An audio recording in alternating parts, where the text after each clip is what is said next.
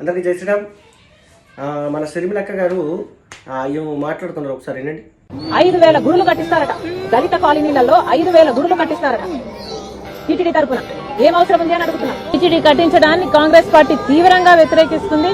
ఇది మన సెక్యులరిజం విధానానికి చాలా వ్యతిరేకం. అరే ఎక్కడన్నా సూయించండి రా నాయన, ఏ దవాఖానలన్నా సూయించండి రా. షర్మిలక్క పాపం ఏం మాట్లాడుతుందో ఆమెకే అర్థం కాని రీతిలో మాట్లాడుతుంది. అక్క షర్మిలక్క, మన చంద్రబాబు నాయుడు గారు గుళ్ళ గురించి చెప్పారక్క, చర్చిల గురించి కాదు.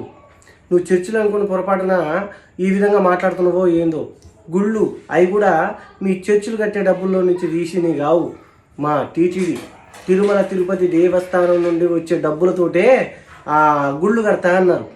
అర్థమైందా? ఈ మాత్రం జనరల్ నాలెడ్జ్ లేకుండా జాబ్స్ ఎలా చేస్తున్నారా మీరు?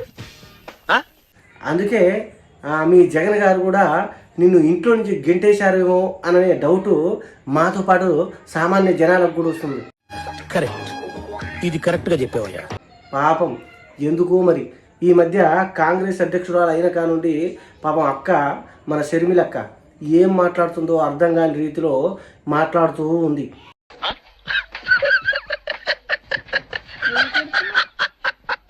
ఎప్పుడు హిందువులపై విషం కక్కుతూ నువ్వు ఇలా కాలం గడిపేస్తూ ఉన్నావు. ఇప్పటికైనా మారక్క, కొద్దిగా ఇప్పటికైనా మారు.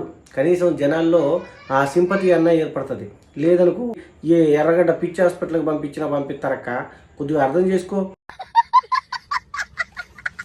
నీలాంటి వాళ్ళపైన మాకు కొద్దిగా అభిమానం ఉండిపోయింది. మిమ్మల్ని ఏమి అనలేక ఇక మేమే ఏమనాలో అర్థం కాక ఏదో ఒకటి అనేస్తున్నాం. కొద్దిగా ఓపిక పట్టక కాంగ్రెస్ ప్రభుత్వం మొత్తానికి సంకనాగిపోయేంత వరకు ఓపిక పట్టు. అప్పటిదాకా నువ్వు ఓపిక పట్టేటట్టు లేవు. అందుకనే నోటికి ఏది వస్తే అది మాట్లాడుతున్న పరిస్థితి కనబడుతుంది.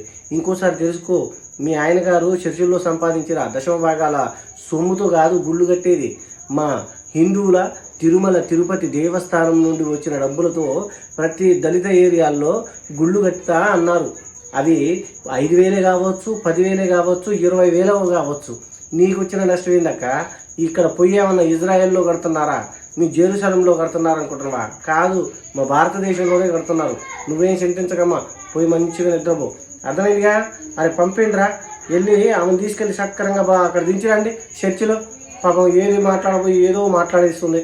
అర్థమైందిగా? జై శ్రీరామ్, భారత్ మాతాకి జై.